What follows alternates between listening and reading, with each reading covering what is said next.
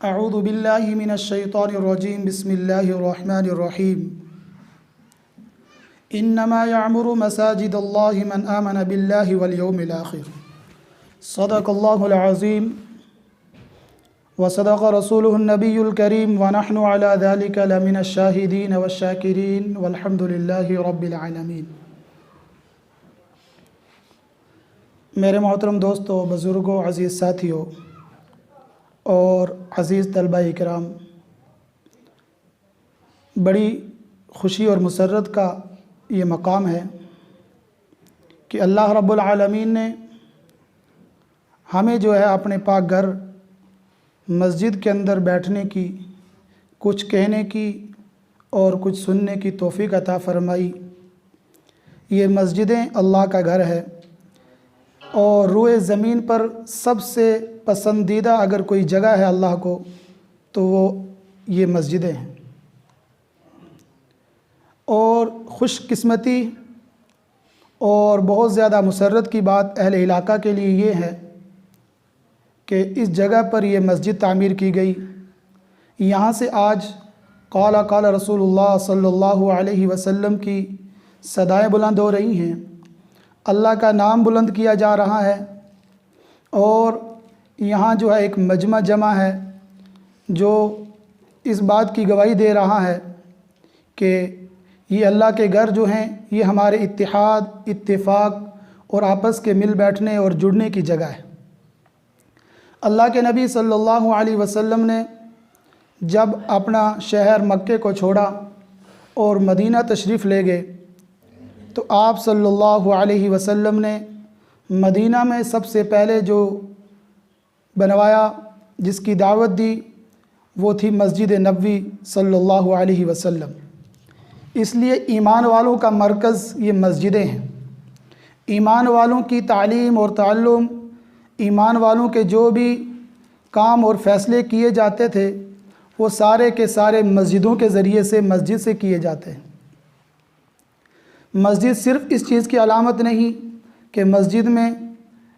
نماز باجماعت ہو، بلکہ مسجد کے اندر سے ایمان والوں کے دل آپس میں ایک دوسرے کے ساتھ جڑیں۔ جس طرح نماز میں ہم سب ایک دوسرے کے ساتھ کندھے سے کندھا ملا کر، پاؤں سے پاؤں ملا کر کھڑے ہوتے ہیں، اسی طرح مسجد کے اندر آ کر تاکہ ہمارے دل بھی آپس میں ملیں، ہمارے دلوں کے اندر سے رنجش، ہمارے دلوں سے کدورت، حسد، کینہ، بغض، عداوت، دشمنی، یہ ساری کی ساری چیزیں دور ہوں۔ جب ہم مسجد میں آ کر ایک دوسرے سے سلام اور مصافحہ کرتے ہیں، ہاتھ ملاتے ہیں، تو آپس کے اندر بھائی چارگی اور آپس کے اندر پیار اور محبت بڑھتا ہے۔ ان مسجدوں سے یہ درس ملتا ہے کہ امن اور امان کیسے قائم ہوگا۔ ان مسجدوں کے ذریعے سے ہی بستی اور علاقے کے اندر جو فضائیں قائم ہوتی ہیں، معاشرے کی اصلاح ہوتی ہے، اور ہر ایک چیز جو ہے مسجد کے اندر سے ہی، مسجد کے ذریعے سے محلے اور بستی کے اندر، تاکہ یہ فضا بنائی جائے، یہ ماحول بنایا جائے کہ مسجد کے اندر سے ایسی فضا قائم ہو کہ اس مسجد سے امن اور امان اور بھائی چارہ، محبت کی کہا کہ یہاں سے درس ملے، یہاں سے ایک آواز نکلے۔ بڑی محنت اور بڑی مشقت کے ساتھ اس مسجد کو جن لوگوں نے تعمیر کیا، اس کے اندر حصہ لیا، جانی اور مالی تعاون پیش کیا، اللہ تعالیٰ ان کو اس کا بہترین بدلہ عطا فرمائے، اجر عظیم عطا فرمائے، کیونکہ قرآن کریم کے اندر اللہ نے فرمایا انما یعمر مساجد اللہ من آمن باللہ، کہ اللہ کے گھروں کی تعمیر، اللہ کے گھروں کی دیکھ بھال، اللہ کے گھروں کو صفائی ستھرائی کا خیال، اللہ کے گھروں کو آباد کرنے کا جو انسان کا جذبہ ہے وہ ان لوگوں کے اندر ہوتا ہے کہ جو ایمان والے ہیں۔ انما یعمر مساجد اللہ من آمن باللہ والیوم الآخر، جو اللہ پر ایمان رکھتے ہیں، اللہ کو اپنا رب مانتے ہیں، اللہ کو اپنا خالق، اپنا رازق، اپنا مالک مانتے ہیں، اور اس کے بعد کیا فرمایا، والیوم الآخر، اور جو آخرت کے دن پر، جو مرنے پر، قیامت پر قبر پر، آخرت کی جو تمام منازل ہیں ان پر ایمان اور یقین رکھتے ہیں، وہ اللہ کے گھروں کو تعمیر کرتے ہیں، اللہ کے گھروں کو آباد کرتے ہیں، ان کے اندر جانی اور مالی تعاون پیش کرتے ہیں۔ اسی لیے میرے محترم دوست اور بزرگوں، یہ ایمان والوں کی نشانی ہے، یہ ایمان والوں کی پہچان ہے کہ وہ اللہ کے گھروں سے محبت کرتے ہیں، اللہ کے گھروں کے اندر تعاون پیش کرتے ہیں، اللہ کے گھروں کے اندر جو ہے کیا کرتے ہیں، اپنی جان اور اپنا مال خرچ کرتے ہیں، اس لیے کہ ان کو یقین ہے کہ مرنے کے بعد اگر ہمیں کوئی چیز کام آئے گی، اگر ہماری نجات کا کوئی ذریعہ بنے گی تو وہ یہ چیز ہوگی جو ہم نے اللہ کے گھر کے اندر اللہ کے دین کے لیے، اللہ کے قرآن کے لیے، محمد الرسول اللہ صلی اللہ علیہ وسلم کی شریعت کے لیے جو چیزیں، جو مال ہم نے خرچ کیا ہوگا، یہ مال قیامت کے دن ہمیں اس کا بدلہ، اس کا اجر ملے گا۔ اور اس کے علاوہ جو دنیا کے اندر ہم مال خرچ کرتے ہیں اس کا اجر یہاں اللہ کے یہاں نہیں، بلکہ اللہ کے یہاں اجر اس مال کا ہوگا جو ہم نے نیک راستے کے اندر اللہ کے دین کے لیے، قرآن کی اشاعت کے لیے، اللہ کے گھر کے لیے جو مال خرچ کیا ہوگا۔ میرے دوستوں اور بزرگوں، اللہ نے ہمیں یہ موقع عنایت فرمایا، یہ زندگی، قیمتی زندگی اللہ نے ہمیں عطا فرمائی، ہم جتنا ہو سکے ان اللہ کے گھروں کے اندر اور اللہ کے دین کے لیے، ان مدارس کے اندر، ان مساجد کے اندر اپنا جانی اور اپنا مالی تعاون پیش کر کے اپنے لیے آخرت میں نجات کا ذریعہ بنائے۔ یہ مال سب یہاں رہ جائے گا، یہ دنیا فانی ہے، دنیا کی ہر چیز فانی ہے، لیکن یہ گھر، یہ مسجدیں جب تک آباد رہیں گی، ان مسجدوں کے اندر نماز ہوتی رہے گی، اذان ہوتی رہے گی، اس مسجد کے اندر درس لگے گا، اللہ کے نبی صلی اللہ علیہ وسلم کی تعلیمات کو یہاں پڑھایا جائے گا، بچوں کو قرآن سکھلایا جائے گا، تو تب تک یہ مسجدیں جب تک آباد رہیں گی، تب تک جس بستی کے اندر، جن لوگوں نے بھی، جس کسی نے بھی اس مسجد کے اندر اللہ کے گھر کے اندر تعاون کیا ہوگا، مرنے کے بعد قبر کے اندر بھی اس کو اس کا بدلہ، اس کا اجر اس کو ملتا رہے گا۔ ایک زمانہ وہ تھا کہ لوگ مسجدیں بناتے تھے اور مسجد سے اپنا سفر شروع کیا کرتے تھے، مسجد میں آتے صبح اور کہا کہ جب سفر کی شروعات کرتے مسجد کے اندر آ کر نفل نماز پڑھتے، پھر اپنا سفر شروع کرتے، اور جب سفر سے واپس آتے تو پہلے مسجد کے اندر آتے اور پھر اپنا سفر شروع کیا کرتے۔ لیکن آج زمانہ ایسا ہے کہ آج کا نوجوان، آج کی نسل جو ہے مسجدوں سے دور ہوتی جا رہی ہے، مسجدوں سے الگ ہوتی جا رہی ہے۔ آج ہم اپنے نوجوانوں کو دیکھیں، ہمارے نوجوان کہاں ہیں؟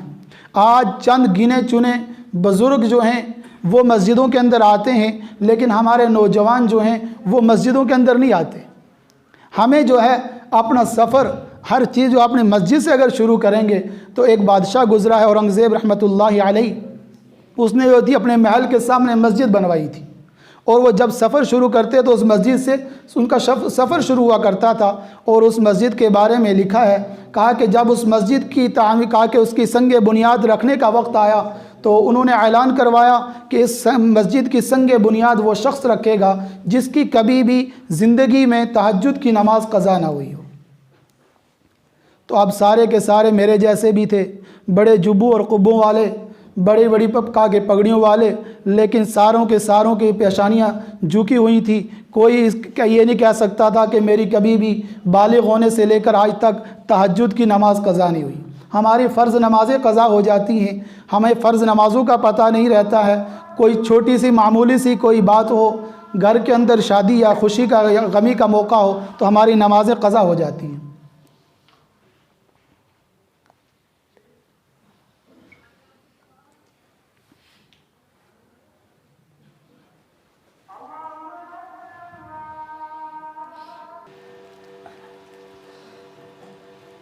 یہاں بہت سارے علماء کرام تشریف لائے ہیں، تو اصلی مقصد میرا بات کرنا نہیں ہے، باقی حضرات بھی ہیں، اور خصوصاً ہمارے خصوصی مہمان خصوصی مولانا شکیل الرحمن صاحب ندوی دامت برکاتہم جو یہاں تشریف لائے ہیں، ان کا خطاب ہوگا تو ہم ان کا خطاب سماعت فرمائیں گے۔ چند باتیں عرض کرنی ہیں کہ یہ جو مسجدیں تعمیر ہو رہی ہیں، یہ جگہ جگہ ہر علاقے بستی کے اندر، یہ حضرت کی جو ہے بڑی کوششوں، یہ بڑی کوشش اور محنت اور لگن کے ساتھ ہمارے ضلع اودھمپور کے اندر بہت دور دراز پہاڑوں کے اندر حضرت نے بڑی لگن کے ساتھ، بڑی مشقت اور محنت کے ساتھ یہ مسجدیں تعمیر کروائی ہیں۔ اور حضرت جو ہے دن رات اسی کوشش کے اندر، اسی فکر کے اندر رہتے ہیں کہ ایسے علاقے جن علاقوں کے اندر مسجدیں نہیں ہیں، اللہ کے گھر نہیں ہیں، وہاں اللہ کے گھر تعمیر کی جائیں۔ حضرت جو ہے وہ ایک ٹرسٹ ہے، Maulana Ali Miyan Nadvi education and charitable trust, اس کے ذمہ دار ہیں، چیئرمین ہیں، اور اس وقت پوری ریاست کے اندر، پورے ضلع کے اندر، ہمارے ضلع کے اندر خصوصاً حضرت نے بہت ساری مساجد تعمیر کروائی۔ حضرت کی صحت بھی ٹھیک نہیں تھی، اس کے باوجود بھی حضرت اپنا قیمتی وقت نکال کر مصروفیات کے باوجود حضرت یہاں تشریف لائے، تو ہم حضرت کا تہ دل سے شکریہ ادا کرتے ہیں۔ اس کے ساتھ حضرت جو ہے ہماری ایک تنظیم ہے رابطہ ائمہ مساجد اہل سنت والجماعت ادھمپور، اس کے ذمہ دار سرپرست بھی ہیں۔ تو یہ حضرت کی بڑا پن ہے کہ حضرت اپنا قیمتی وقت نکال کر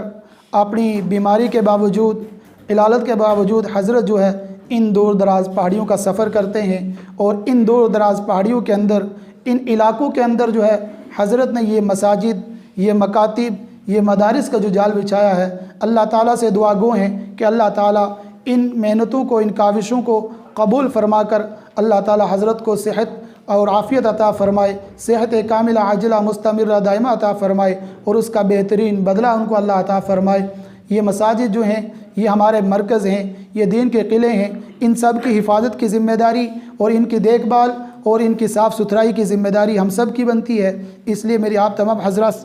حضرات سے گزارش ہے کہ ان مساجد کا خیال رکھیں، ان کے اندر اپنا تعاون پیش کریں، جانی اور مالی تعاون پیش کریں، تاکہ یہ مساجد اور کہیں بھی جہاں بھی اس وقت مسجدیں تعمیر ہو رہی ہیں، حضرت بہت ساری جگہ جو ابھی مسجدوں کے کام چل رہے ہیں، جن علاقوں کے اندر ابھی مسجدیں جو ہے تعمیر کرنی ہیں، تو اللہ سے دعا کریں کہ اللہ تعالیٰ جو کام بقایا ہیں، جو چل رہے ہیں، اللہ ان کو بھی پایہ تکمیل تک پہنچائے، اور ان کاموں کے اندر جو ہے وہ بھی اس طرح جو ہے وہ مکمل ہوں، اور اس طرح ان کا بھی جو ہے اسی طرح پروگرام ہو، افتتاح مسجد کا ہو، تو اللہ تعالیٰ ہم سب کی یہاں بیٹھنے کو قبول فرمائے، کہنے کو اور سننے کو قبول فرمائے۔ آمین وآخر دعوانا ان الحمد للہ رب العالمین۔